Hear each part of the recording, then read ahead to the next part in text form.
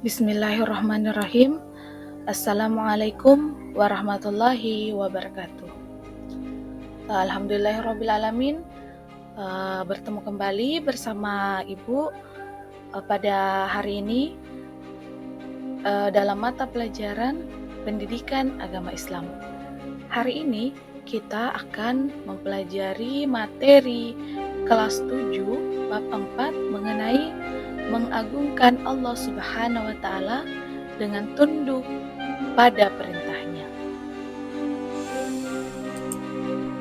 Nah, coba anak-anakku sekalian perhatikan bagan yang ada di atas. Nah, hari ini materi kita tentang sujud. Sujud itu terbagi atas 3. Ada yang dikatakan sujud sahwi, sujud tilawah, dan sujud syukur. Apa itu sujud?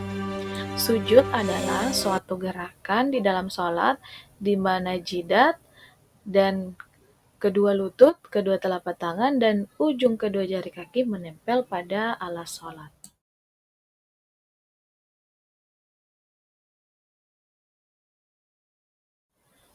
Materi kita hari ini mengenai sujud.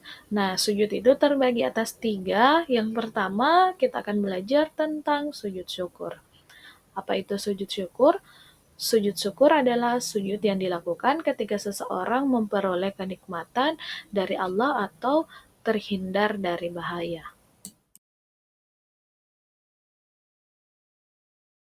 Sebab-sebab seseorang melakukan sujud syukur. Yang pertama, karena mendapat nikmat dari Allah.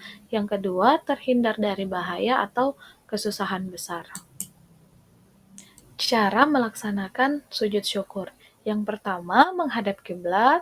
Yang kedua, niat untuk sujud syukur. Yang ketiga, sujud seperti sujud dalam salat dengan membaca doa sebagai berikut.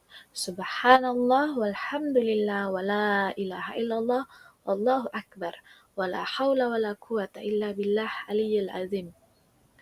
Kemudian duduk kembali lalu salam. Yang kedua yaitu sujud sahwi. Apa itu sujud sahwi? Sujud yang dilakukan karena lupa atau ragu-ragu di dalam sholat.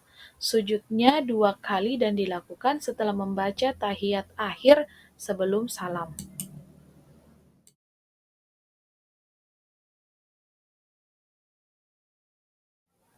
Sebab-sebab seseorang melakukan sujud sahwi. Yang pertama, lupa meninggalkan salah satu rukun salat seperti lupa ruku, i'tidal atau sujud.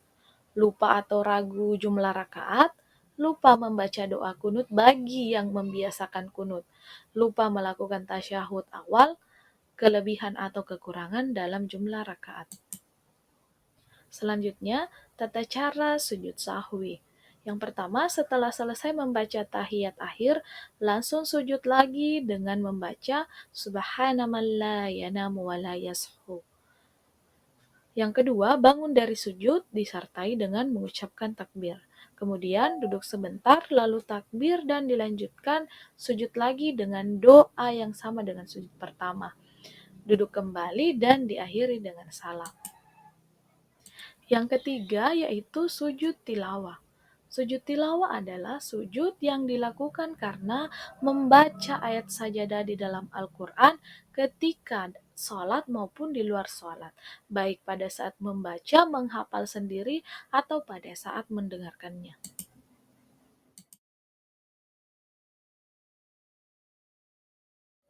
Nah, silakan anak-anakku perhatikan. Di sini ada 15 ayat sajadah yang ada di dalam Al-Quran.